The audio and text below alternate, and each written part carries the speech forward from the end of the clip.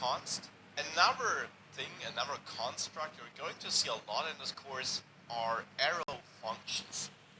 That's a different syntax for creating JavaScript functions. A normal JavaScript function, of course, looks like this with the function keyword. You might also know the syntax where you have var myfunc equals function. Now, an arrow function looks like this. Here I'm storing it in a constant, and then on the right side of the equal sign, that's the arrow function syntax. A list of arguments, here it's none, but it could hold some arguments, and then an arrow, so an equal sign and a greater than sign, and then the function body.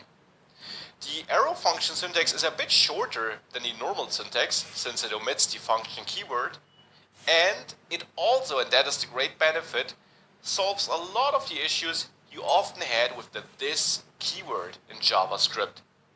If you've worked with JavaScript a bit, you probably know that the this keyword doesn't always refer to what you might have expected it to refer to during you writing your code. When you use this inside an arrow function, it will always keep its context and not change it, surprisingly, on runtime.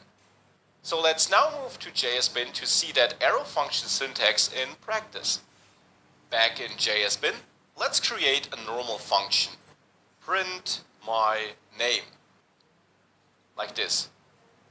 Now here we can of course output console log name and pass name as an argument. Now if I call print my name like this and hit Control Enter, we get undefined because it didn't pass anything. We do the same with max passed as an argument, we get max. Now the arrow function equivalent is to store this in a constant named print my name. It could also be created with let if you plan on reassigning this variable. Print my name as a constant, and now don't forget to add this arrow between the list of arguments and the function body. If you now clear and rerun this, you still see max, so here it behaves exactly in the same way. Now the this keyword thing is something you'll see throughout the course. It becomes important once you add functions to objects, of course. First of all, let me show you some alternatives to this syntax though, regarding the argument list to be precise.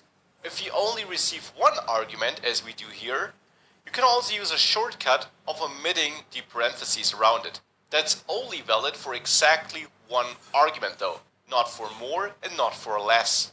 Here you will still get the same result. If you had a function which receives no arguments, this is not valid syntax. You then need to pass an empty pair of parentheses, like this. If we execute this now, we also still see max, so this works. If you have more than one argument, you also need parentheses, so name and age like this won't work. You will need to wrap this in parentheses. And now you could output name and age and pass both as arguments here. So these are the different syntaxes you might see regarding the arguments. There also is an alternative regarding the function body, so on the right side of the arrow. Obviously, a lot of functions just return something. So let's say here we actually want to multiply something, and we get a number as an argument. Now we want to return number times 2. Obviously, what we can do is we can console log the result of multiply, so what's returned by multiply, and pass 2 here. If I now clear this and run this, we should see 4, and we do.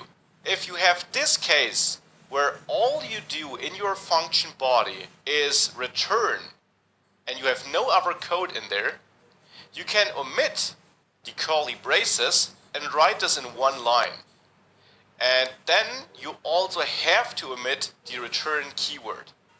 This is a very short version of writing this function. It gets a bit shorter if we take advantage of the other shortcut of removing the parentheses around the single argument. And now what this does is, it still returns the result of this code here. We just omit the return keyword, and we have to omit it. And we have a very concise and short way of writing a function that takes one or more arguments and returns something.